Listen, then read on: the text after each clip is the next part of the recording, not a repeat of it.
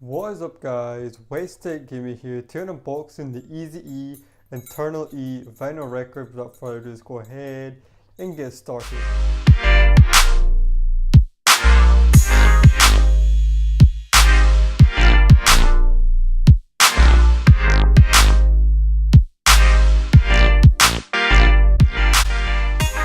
I got a request in the comment section to review an Eazy vinyl record, so I thought let's review this one because I like it quite a bit. I do. So it has a lot of great tracks in it because it shows the best of Eazy does. So let's take a look at it and see what we get. So over here we've got Eazy, got a sick picture of Eazy in the middle, internal E, we've got the best of, parental advisory. On the side it says Eazy the best of. Switch to the back, there is your track list. So this is quite hard to see, so I'll try and show us the best I can. So over here we've got Boys in the Hood. Now Boys in the Hood is such a sick track, definitely a classic track, you know, definitely one of like NWA's best track. They changed the game when they brought Boys in the Hood out. Like I like the beat and everything of that song, it all goes really well. And over here we've got 8 Bomb, over here we've got Eazy Does It, definitely a sick song, but when you got Easier Said Than Done, right, this reminds me of GTA San Andreas, man. Honestly, like, oh, the classic times when that came out and that song would always come on. Yeah, there's so much nostalgia back from, you know, back in the day when playing that game. I definitely like that track a lot. So over here we've got No More E, and we've got We Want Eazy.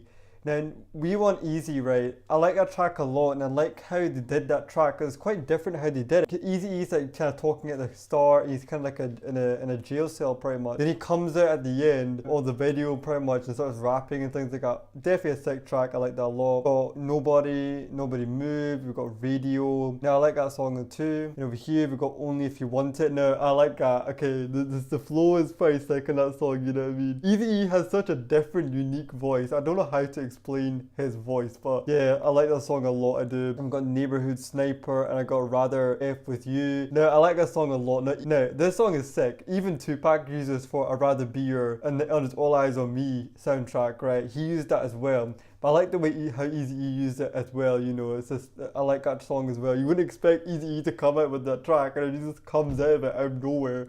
It starts rapping over it. Yeah, pretty sick. We got Automobile, you know, another classic right over there. And over here, we got some more tracks over here. Also, obviously, we've got some bonus tracks. We've got Real G's, right? Real G's, now that is a sick track, and that was also a diss track and Dr. Dre, you know.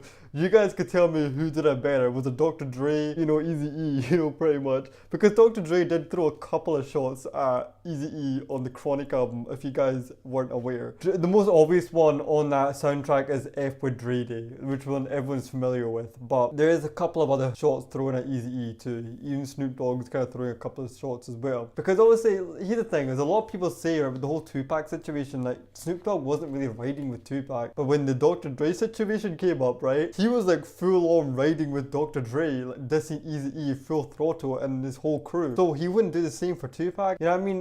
That's one thing I won't understand. Maybe it was obviously he was in a different mindset at the time, like he said, and everything like that. But you would still kind of support your friends and everyone around you during that time, like he did with Dr. Dre.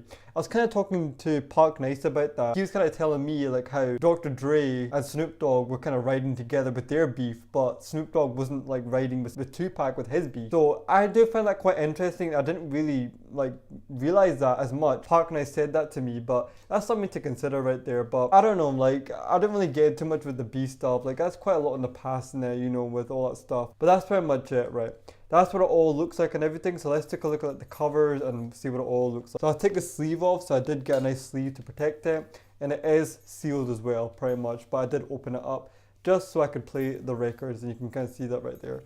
So that is it. And then we go on the inside, we get the 2 records. Now this looks sick though, because look at this. This is matching the outside cover. It has that like fiery theme to it. That looks sick, you know. So let's take a look at what we get with the records. So we'll go to side number 1, right? Side number 1, there's your tracks right over there. I like Easier Said Than Done. We've got Boys in the Hood, definite classic. Eazy Does It. You know, and then we go to side number 2, we got No More E, We Want Eazy, No More, Nobody Move, and Radio. Radio and We Want Eazy, one of my favourite tracks from that side. Then we go to side number 3 of that record, so we got Only If You Want It. Yeah, I like that. Like when the whole start of that song. I like that a lot because that's all they say. They're like, only if you want it, only if you want it. Like I like the whole start. Like it just sets up the song so well. It does, you know. And we got Eazy-E just coming with the big bang, rapping in it. You know, I like it a lot. You know, so I got a bit hyped up with that song. We got Neighborhood Sniper. We got Rather F with You. You know, definite classic. The beat's nice and smooth of that song and everything. You know, Tupac used it as well. So you tell me who did it better? Was it Eazy-E with this track, or was it Tupac, or do you like both? But personally, I like both, and I can't choose any of them. You know, we got Automobile, side number 4. Got all these tracks over here. You know, and Real G's, right? Now, Real G's is a sick track as well. That is the diss track, thrown at Death Row and Dr. Dre pretty much. Unfortunately, Eazy-E passed away afterwards. So that whole beef, right, everyone would just stop the whole beef afterwards after Eazy-E died, you know, and that's kind of like deep, man. Honestly, like how all that stuff was kind of going on and he actually just passed away, you know, during that whole time. And I just think it's quite unfortunate because there was so much potential here with Eazy-E. Like, see, look at all the stuff he did with NWA, and even when NWA broke up, that didn't discourage him one bit. He still wanted to do more things and different things, and he kind of focused more on his standalone rap career afterwards, which was really good. And he got his whole crew in and everything, and you know, he was kind of setting everything up and everything was kind of going good, you know. But I think what he didn't appreciate was how Suge Knight was kind of like trying to steal his artists pretty much, and he just took Dr. Dre like that. He was trying to take the rest of his artists. He took Mr. Lane. He was trying to take like DJ Yella, MC Rain, and everything. You hear like in the Chronic album, Dr. Dre, like even when he left, he's like trying to encourage MC Rain to come over. He's like, MC Rain, you know, come over. He said it on one of the tracks on the Chronic album, you know. So I think that's why Eazy-E felt like he was kind of getting backstabbed at that point, because who wouldn't, you know what I mean? Because no matter what the contract is and everything like that, they're still friends at the end of the day. So he kind of still felt, you know, something, you know. So that was pretty much it. But it's kind of deep, like how like the whole beef just ended just when he, you know, and then he passed away pretty much. Eazy-E, definitely one of my favorite rappers, you know. Definitely a very unique voice he has, and I just like the way he sounds, you know. And, you know, I can't believe he didn't want to be a rapper. You know, he actually sounded good as a rapper. I know he probably didn't write all his rhymes, but it doesn't really matter. He sounds good rhyming them and everything. But not every artist nowadays writes their rhymes or anything like that. Sometimes you see that right person just to rap those certain lyrics or sing those certain lyrics, because not everyone will have the voice to do that. So that is pretty much it. So Eazy-E is definitely one of my favorite artists of all time, you know, and definitely Tupac. Imagine Tupac and Eazy-E, man. Honestly, Tupac, Eazy-E take a track together. Now that would be boss, man. Honestly, that would be like untouchable. That song would be like, I really wish they would have done a song together. That would have been sick, you know.